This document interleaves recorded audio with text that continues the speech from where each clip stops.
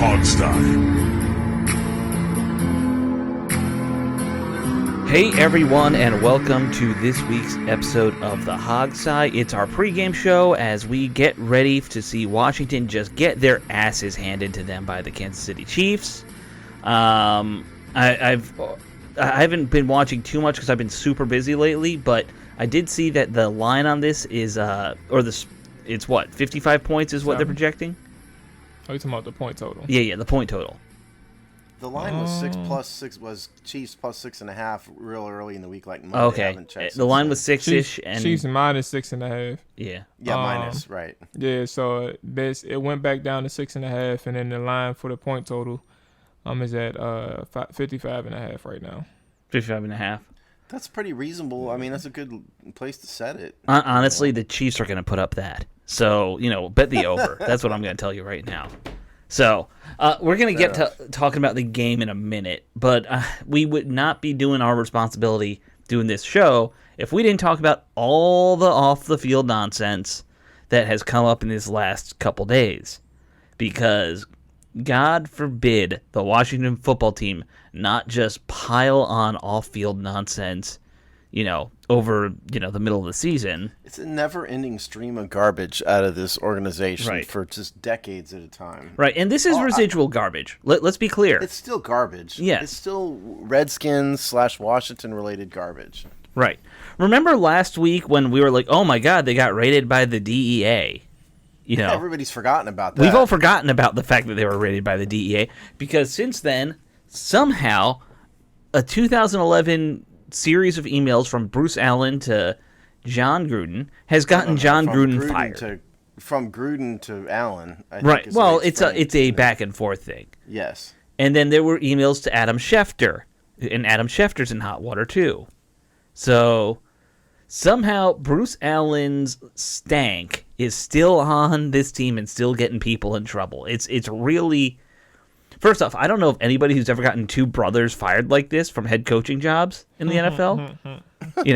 Never in the history of the NFL has one man gotten two brothers fired like this. That's one thing Bruce can add to his resume. Yeah. I don't think anyone's looking at his resume anytime soon. No, he's never coming back to NFL, hopefully. Yeah. I don't think I wouldn't hire him to run at Denny's at this point. I think he wouldn't stoop to doing that either. I know. Look, the thing I think we can all agree on is obviously Gruden's emails are awful. Oh, they're yeah. racist. They're misogynistic, and everything else. They're a whole bunch of things. That's the easy question. Yes, I think it's a larger point though, and yeah, obviously it's not news to say Bruce Allen's a slime ball, and God knows what he wrote back. Yeah. But there's two big picture points I think to address. One is, why were these emails released now? Mm-hmm. And two, if you think that John Gruden is the only one who talks like this in the NFL, you're hopelessly naive. Hopelessly naive. This is a culture that breeds this kind of stuff. Sure. So, but to tackle the first one first, apparently there were 650,000 some odd emails. Yeah. That got dumped, and with the Gruden emails came from the Washington Redskins/Washington football team server. And also, by the way, apparently Dan Snyder published some redacted version of these emails in a discovery lawsuit in California that's related to the Meow lawsuit that's in India. Right. So they come out in two different places. But why are they released now, and why only the Gruden emails? That's the real interesting part to me. The idea that John Gruden said some awful things doesn't surprise me a bit, because it doesn't surprise me what any of these coaches say or any of these players say ever.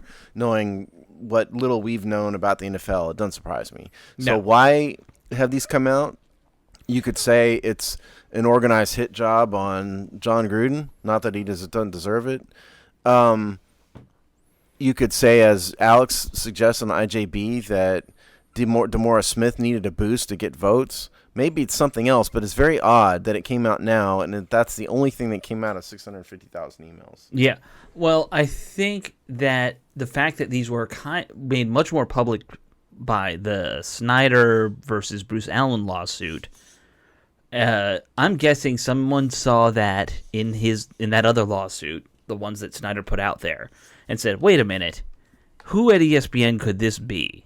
And, they put two and two together and figured stuff out from there. Now, yeah, there's 650,000 emails.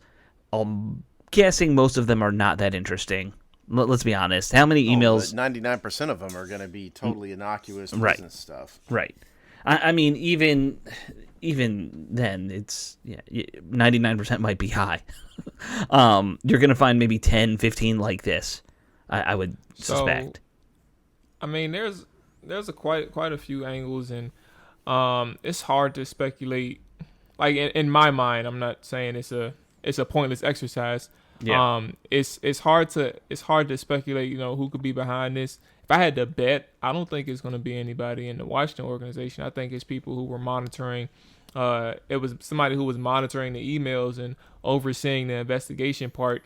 And they discovered that this is going to be, if we don't, take control of something now, this may be something in a week or two, a month or two, where, this is a larger problem for the league in its entirety. So we have to do something now.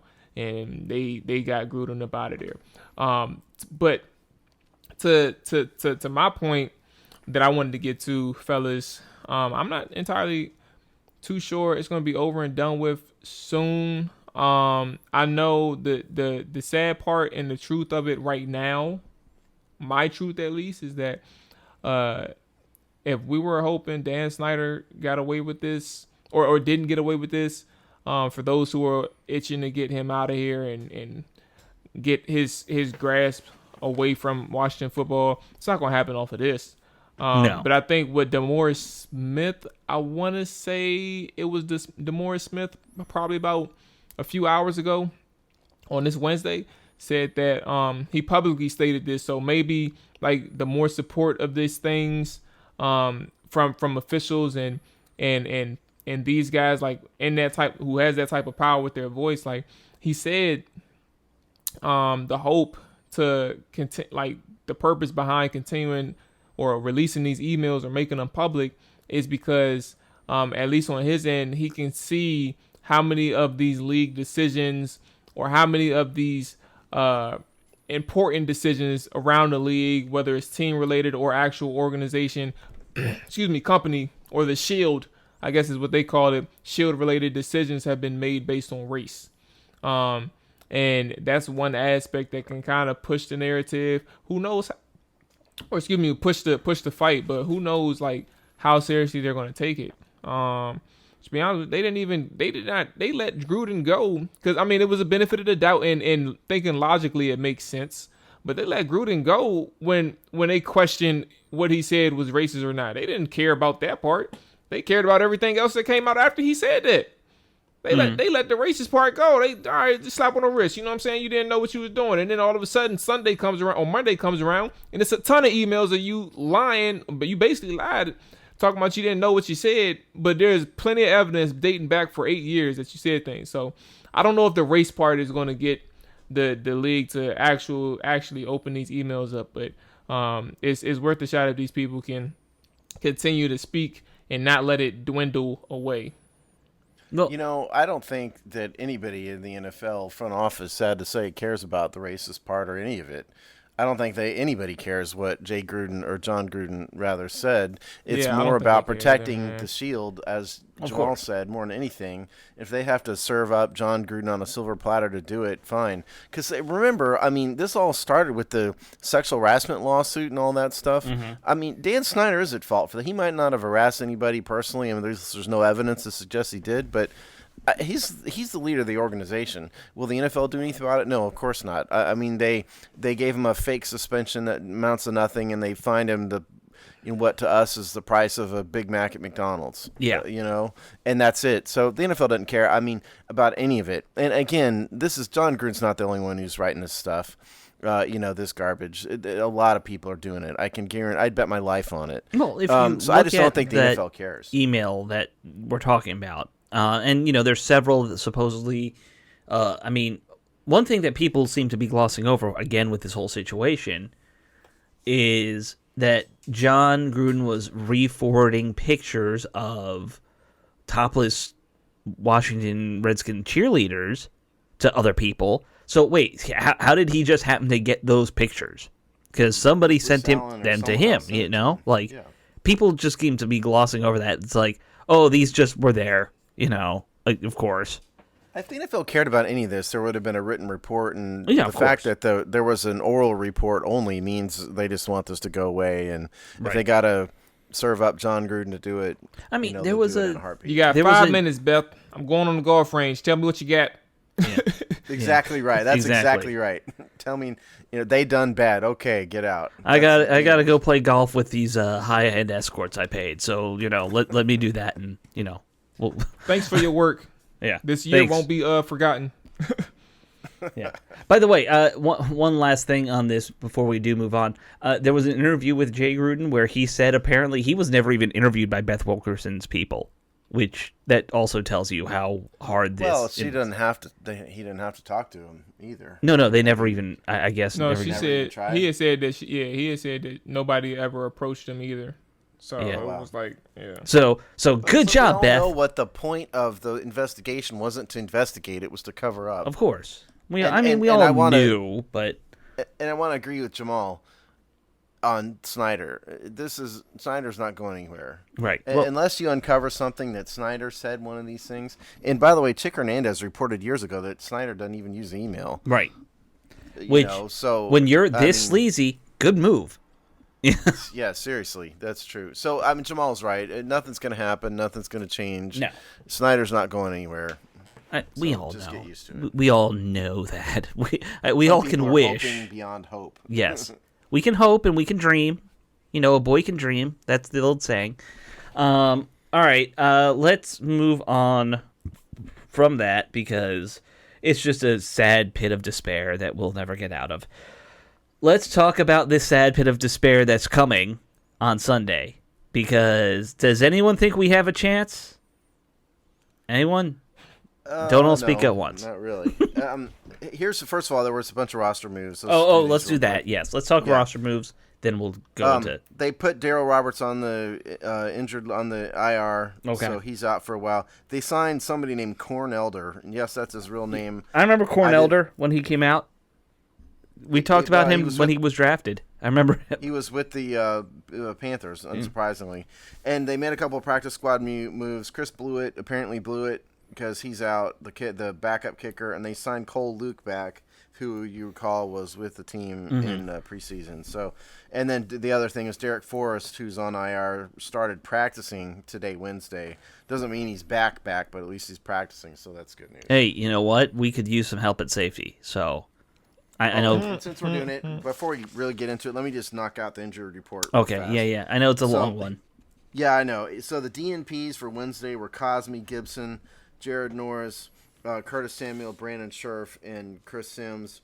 And then the limiteds were John Allen, De'Ami Brown, Cole Holcomb, and James Smith-Williams. On the Chiefs side, Clyde Edwards-Helaire was put on IR, so he's definitely out. And then Hitchens, knee, DNP, Jaron Reed, he wasn't injured. Missed a practice, not injured. The starting corner, Ward, quad, DNP, Wednesday. And then Tariq Hill didn't practice, but his injury is apparently minor, is the report. And then the other one is their if you can qualify anybody on Kansas City's defensive star, their star defensive end, Chris Jones, wrist, DNP too. So it's longer than that, but you guys can read it online. Sure. All right, so, because you just kind of mentioned it, why don't we start with talking about Washington's offense versus Kansas City's defense here? Because as bad as Washington's defense has been, Kansas City is kind of right there with them in a lot of ways. They are playing that very similar, we'll give everything up, defense. They don't have a lot of stars, like you just mentioned. This is, got all the makings of being an offensive shootout game because both these defense are, just not playing well. Let's put it that way. Do you want to go over their numbers, Steve, or if you want me to? Yeah, sure. yeah. Why don't you just give us some numbers real quick? Okay, so the Chiefs' defense, 163 points surrendered, which is last in the NFL. meaning the worst. 31st in total yards, 31st in yards per play, 32nd and last in yards per play, 31st in yards per game surrendered. Sorry, 29th in passing yards, 30th in rushing yards per attempt. Red zone defense, 28th. Third down conversion, opponent third down conversion, 24th. So their defense is just all kinds of stinkum. Now, it comes with a caveat. Of course, they've played a whole bunch of really quality teams. The Ravens, the Chargers, the Bills, So there's a caveat there, but those are the numbers. And the other thing that I think that really sets this team apart, this is why they're 2-3, all by itself. -7 in turnovers already. Yeah. Mahomes has 31st. Mahomes has had a lot of turnover plays. I think for his level. Had 6 interceptions. Yeah. Already, and then there's a bunch of fumbles too. So yeah. That all by itself explains their record. Frankly. Sure. Now I will say one thing I noticed when going back and watching some of the Kansas City Chiefs is it seems like a lot of his interceptions have also been tip catch interceptions, which I've always kind of felt we shouldn't put on the quarterback as much as we do, but. I know that's the way of the like league. A kicker, if the ball misses the goal post, he's going to get blamed. Right, of course. And I get that at the same time. Looking at those numbers, just where the real killer for them is their running game is kind of struggled, or their run defense has really struggled. It seems like.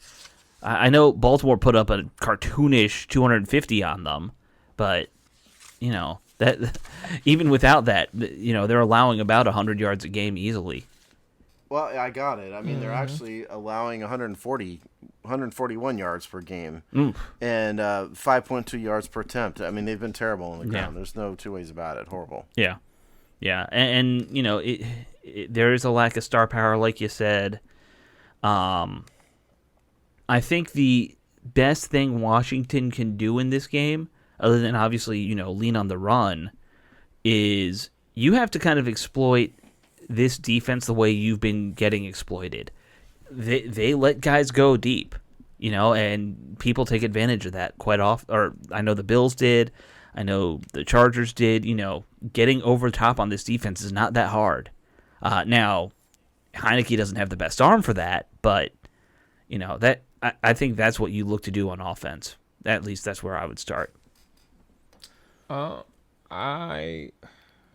It's gonna be hard for Scott Turner to do this, but the best way to keep an offense now for a guy who's actually already bet the over, it kind of shows you how I kind of separate the analysis versus like what I want. What should happen and what Scott Turner should do is understand like the best way to keep this Kansas City Chiefs offense off the field is to control the clock, control the time of possession, and just execute now you can't, like, the execution part is going to come down to the players, but just making sure they're prepared and making sure that they understand how important each snap is, each alignment is, and things like that. But with that being said, Antonio Gibson needs to have a big day, and that starts with Scott Turner. I don't respect the Chiefs' run defense. I really don't respect much of their defense at all right now, especially with I think Frank Clark is the one who's been dealing with injuries to this point in the season, if I remember correctly. But I don't know if he's playing this week or not. But just the fact that some of these guys for the offensive side of the ball for Washington needs to be utilized a little bit more, and specifically speaking on the running backs. Antonio Gibson, J.D. McKissick. At this point, Jared Patterson, who's seen a few snaps, a little bit more snaps as the weeks went by. I think that you kind of have to utilize these guys and understand that while running the ball isn't the end-all, be-all, understanding that, like, if you can have yourself a 40 rush day with 25 pass attempts, you have yourself a football game. You have yourself the chance to stay in it, so long as you're converting on third downs and making sure you're not 2 for 5 again in the red zone, which was pathetic. Well, I think, you stole my thunder, Jamal, because I think controlling the clock is the key. Sure. This week more than anything. And the Chiefs' time of possession isn't all that great, but I think that's more because they're scoring a lot of points more than anything else quickly. But, obviously you want to keep Patrick Mahomes and Tyreek Hill and Travis Kelce off the field. And given how bad the Chiefs' run game or run defense has been, that goes without saying, I think. Now, the only caveat to this, I think, I'll say, is that some of these stats, these rushing stats, our rush defense stats are skewed by just how atrocious they were against the Ravens. Yeah, sure. I mean, like I said, they let up 250 versus the Ravens. They're bad, don't get me wrong, but I think it's skewed a bit by that Ravens game because none of the other 4 games were anywhere near this bad. I just feel like I agree, and when you're comparing them, when you're still giving up 120, 150, 103 to the Eagles, it is what it is, but 120 and 150, that's kind of, you have that opportunity. Like 250. Oh, it's bad. Don't get me wrong. I agree it's bad. I'm just saying it's not as epic level bad as maybe it appears, just because if you take the totality of the stat, is not as quite as bad. Right. Let's also remember the Ravens are a bit of a unique monster when it comes to how they can run the ball still. Yeah, of course. Now, nothing I say should suggest that this Chiefs run defense is anyway good, because they're not. No, nothing about their defense is good. They're like Washington. No. They really are. It's a lot like Washington, honestly. Statistically, those defenses. Oh, and they even kind of look alike because they wear the same team colors and all that. They might get confused. Honestly, these two teams, their defenses are so bad they might go out at the wrong time. The defenders. That's how bad these defenders are. So, the one thing you mentioned Patterson and McKissick and all that, Jamal. When we talk about these running backs, conventional running is not necessarily the strength of McKissick for sure. Gibson's gotten better at it. Patterson's still the only conventional runner they got. I wonder if a team struggles this much versus the run, do you lean on him a little more this week? I mean, I know they started to a little bit last week when they had that one run-heavy drive. I wonder if they, and he did well last week. I wonder if they do that more this week. Well, and by conventional, you mean interior. I'm talking, yes. Interior runner, out of the eye and all that. Right. I mean, I think it ought to be a combination. I think it ought to be a run-heavy thing this year. But don't forget, their pass defense stinks too. Right. Okay. So go ahead, Alex. Oh well. All right. So I was just gonna say, because I was literally about to get to the pass defense, Steve, and I was just gonna say, if I was Kansas City, I would just continue to like continue the trend of trying to make a believer out of me when it comes to like Heineke.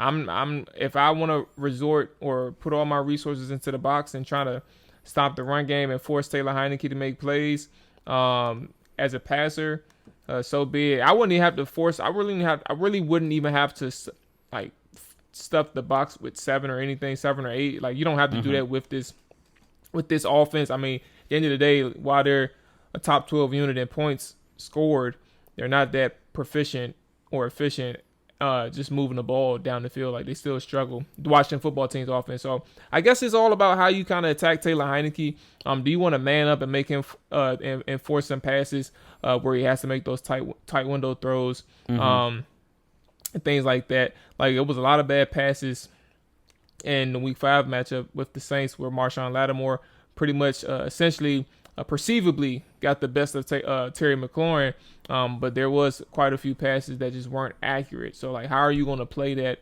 from a Chiefs perspective? Do you want to give that opportunity to man up and have, like, your best corner or your best cover guy? Because Tyrann Mathieu is still in the secondary for the Chiefs. Like, how do you want to do that against Terry McLaurin and company? So, I guess it depends. But I would really make Taylor Heineke beat you. Yeah, I just like to point out that in the front four of the Chiefs, they've only had 7 sacks on the year, but they've blitzed a lot. They're ranked number 9 in the NFL in blitz percentage, which is blitzes per drop back. They've hurried the quarterback a lot. They're ranked number 9 also. 1, 2, 3, 4. Yeah, 9 in hurry percentage. But where they start to go down is quarterback knockdowns. They're not knocking down the quarter. They're in the bottom half of the league in that. And sacks, they're way down. They are the worst team in the NFL in sacks. What does that tell us? And their pressure percentage, which is a combination of everything, is bottom half. So that tells us this front four, this isn't very good. No.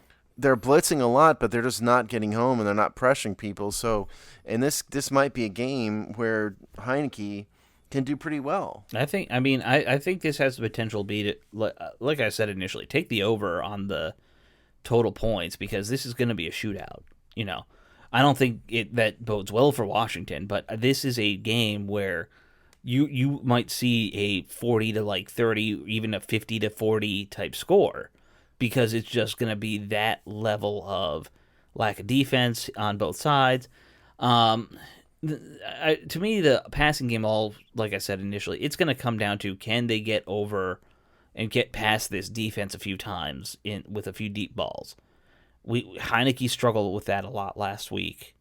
That's not his game. He's not a throw it 50 yards downfield, on target type quarterback. So, anything else you guys want to talk about with the Washington offense here, or do we want to switch to the? Well, I want to. I don't think you can emphasize. I just want to reemphasize again that the Chiefs have played some of the best teams in the NFL. Washington played 2 of them. Yeah. Throw the Ravens in there. Neither team did well against the Chargers or the Bills. Washington got stomped by the Bills just like the Chiefs did. Right. So I think if you throw the Chiefs up against some of the dregs in the NFL, they might look a little better. So I think as the season goes on for the Chiefs, you're going to see some of their defensive stats wind their way, up the charts a little bit, because I don't think they're quite as bad as it seems, just because of who they've played. And like the run defense, like the Ravens, like Jamal pointed out, or Alex pointed out. I mean, the Ravens just ran all over them. Yeah. So yes, Washington needs to exploit this by ball control. Antonio Gibbs needs to have a big day. Taylor Heineke needs to be accurate, all that stuff. But I don't think it's going to be quite as awful Kansas City defense-wise as maybe it appears. Yeah. All right, let's switch sides and let's really talk. Good points. Yeah. Jamal, you stepped away, so we patted a little while you went to get your Uber Eats or whatever you got. Yep, Chipotle. Chipotle? What's that thing? The smoked brisket thing. That thing is amazing. Oh, their new one? I've yet to find anything on the Chipotle menu that I can eat. I'm not a big Chipotle guy. I'm a Qdoba guy. I like people who know me know that I'm not a fan of Chipotle, but at one point last week, and sometimes when I'm really desperate, I'll order from Chipotle just so I can have something to eat. So I was like, let me try this smoked brisket thing. I lie to you not. I give credit when it's due. They got something. Got something with this smoked brisket. Of all those little fast food Mexican places, Caltor is my number one, because they have like 50 hot sauces. All right, let's talk about the nightmare that is Patrick Mahomes, Travis Kelce, Hill, and this offense, man.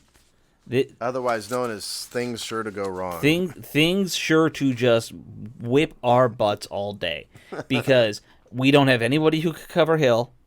We don't have anybody who can cover Kelce. And Patrick Mahomes can just run away from Chase Young and skip while he's doing it. Well, especially Travis Kelce. I mean, Washington literally almost literally does not have a linebacker. No, we have no linebackers, and our safeties aren't good in coverage. I pulled the snap counts from last game because I was really curious about this, and so this is from the Saints game. Cole Holcomb played 100% of defensive snaps. Someone has to. Jamin Davis 23%, Jared Mayo 16%, Khalid Hudson 5%. Think about that. Yeah. So there were 2 linebackers on the field less than half the time. Right. if you added all these up, because I'm sure Mayo was in there when Davis wasn't and all that, but even if you added it all up, 23 plus 16 plus 5 is 39 is 44. Yeah. So we were in basically most, a dime formation for 60% of the time. At most, 56, right? Well, 44% of the time there would have been 2 linebackers out there at most. Right, and that doesn't include there might have been 3 at some point. Yeah, I don't think there was ever 3 that I remember. But point is, they're down to Cole Holcomb, and that's it, basically. Right. They don't trust Jamin Davis, clearly, nor should they. He hadn't shown anything. Right. What are they going to do with Travis Kelce? I have no thoughts. I have no idea, because Cole Holcomb's not great at that. Well, let me offer you all some insight on what's going to happen. Please. This upcoming Sunday, October, 17th? Yes, ladies and gentlemen. This is going to be bad, I can tell. We are not going to stop the Kansas City Chiefs. There is nothing that we can do to stop the Kansas City Chiefs. To be quite frank, if the defensive line does not get home in less than 3 seconds, it's going to be a long day. And I hate to be the guy who's doing a lot of talking here, but I hate to be the guy that's not offering you much analysis.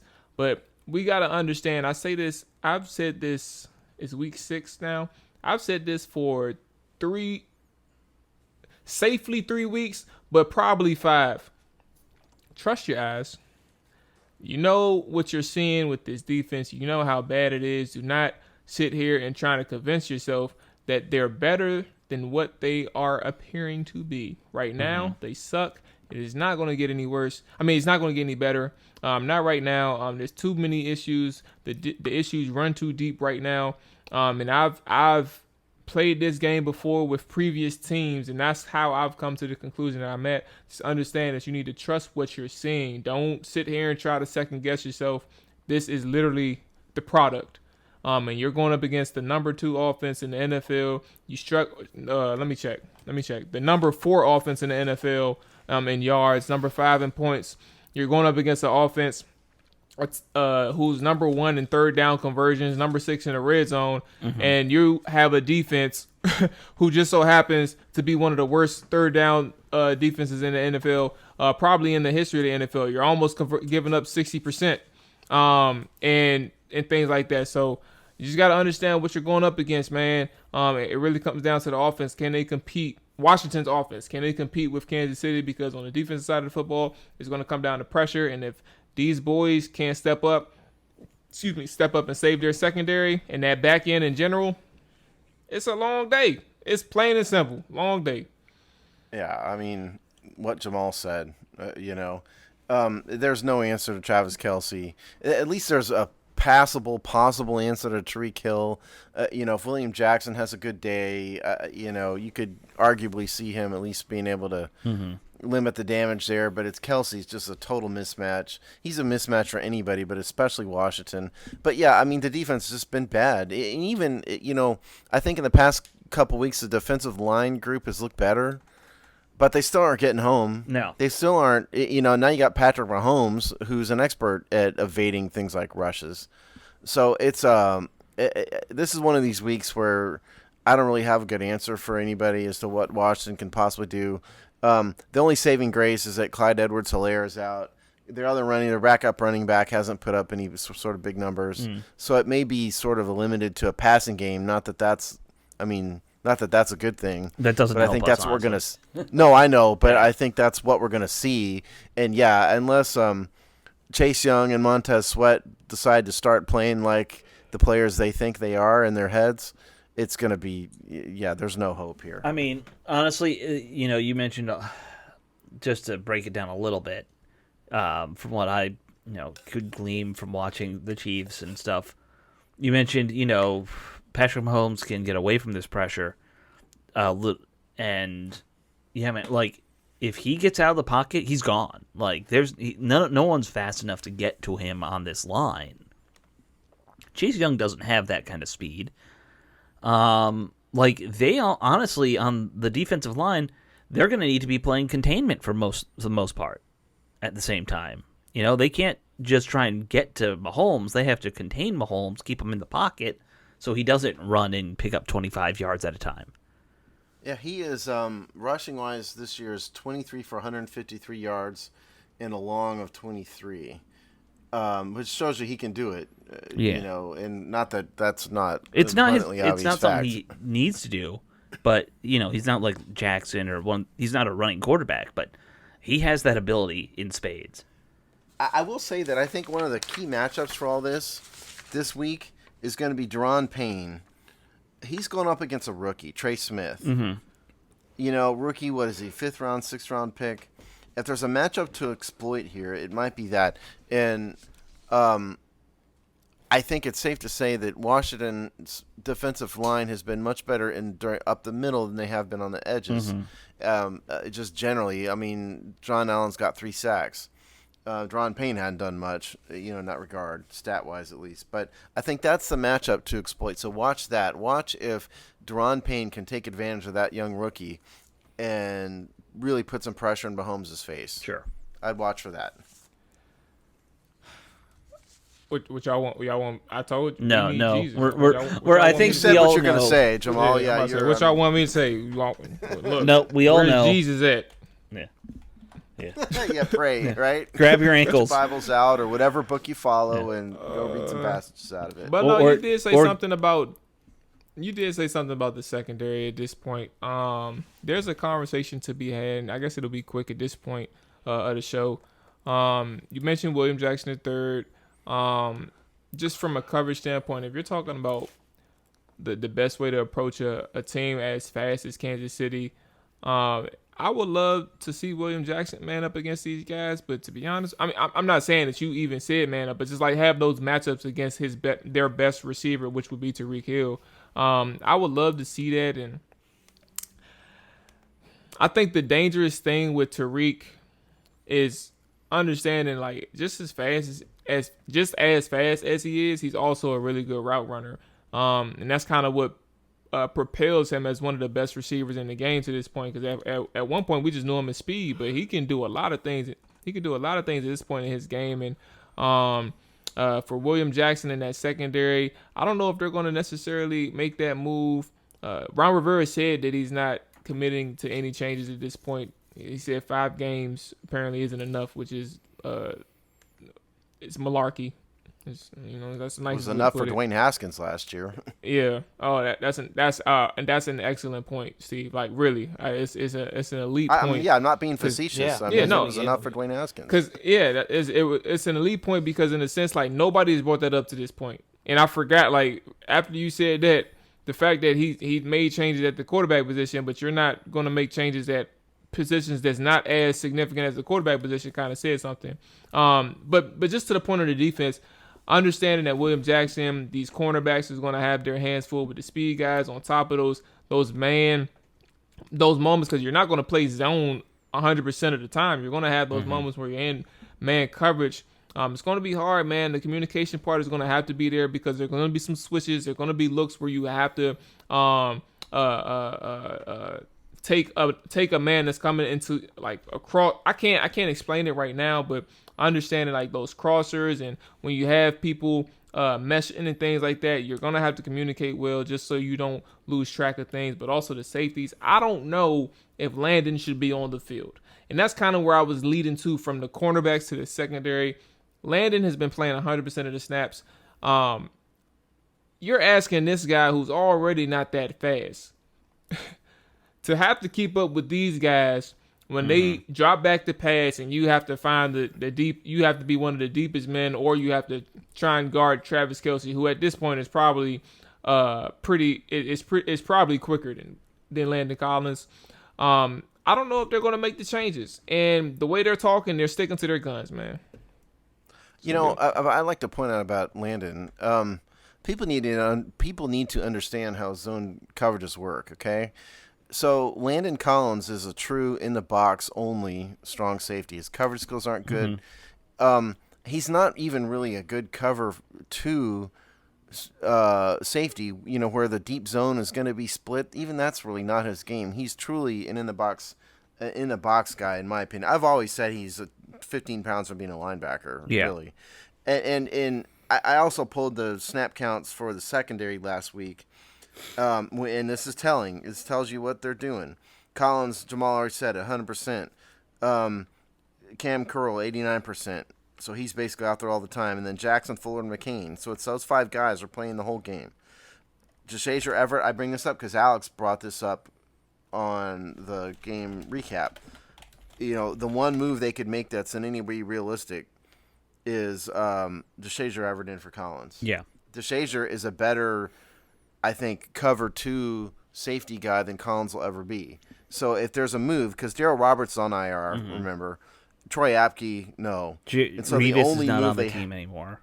So right, and so the only 2 moves they can make are St. Juste at corner, no, and then Deshazier Everett. So if you want to improve things, at least shake it up. When you're playing a certain type of zone, put Everett in there for Collins. That'd be my only suggestion. I mean, last year when Collins went out, that's what they did. They brought in Everett. They played a lot of cover 2 and a lot of cover 4 with him and Curl, and it worked well. I don't understand.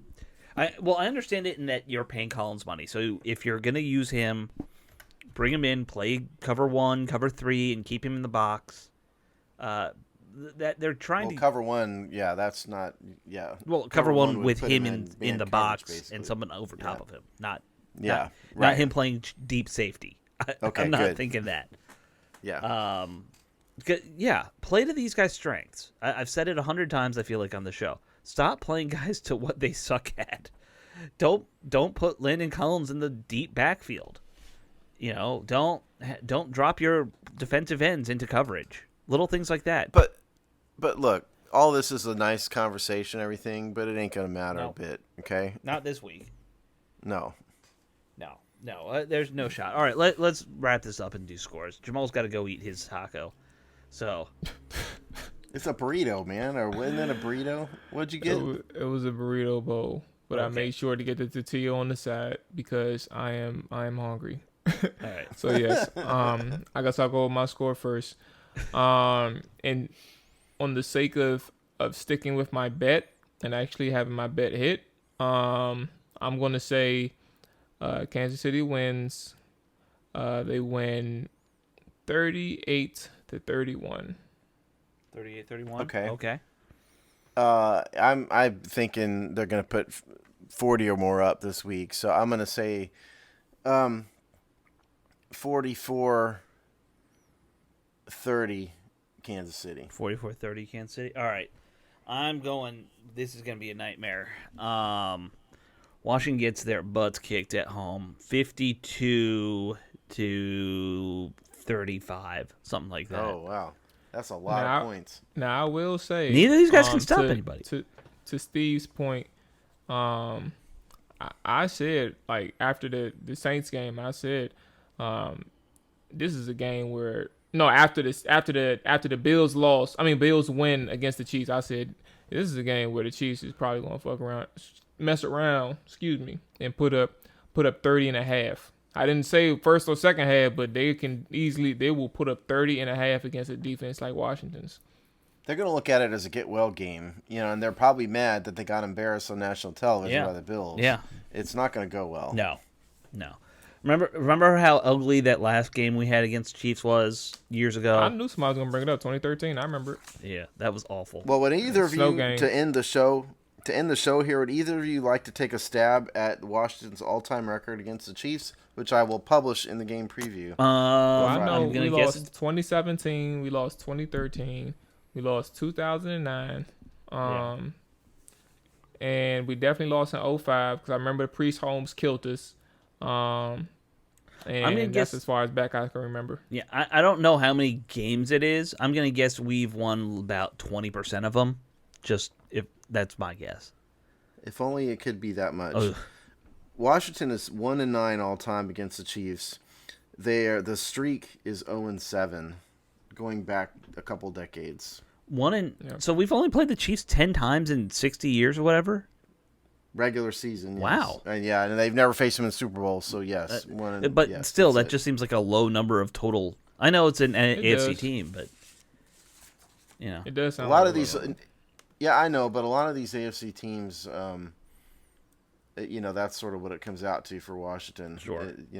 But Sure. yeah, so they are. I will verify my data real fast since you guys are, you guys don't believe me. So let's give me 1 second here. Yeah, they're 1-9. They played 10 times, 1-9. Wow. And so that would be a winning percentage of 10%. Yes. Not 20%. Hey, I was halfway right. And by the way, that's the worst winning percentage against any team in the league. Oh, wow. For Washington. Wow. All right. So it's going to be 1-10, folks. We'll see you after that. Bye.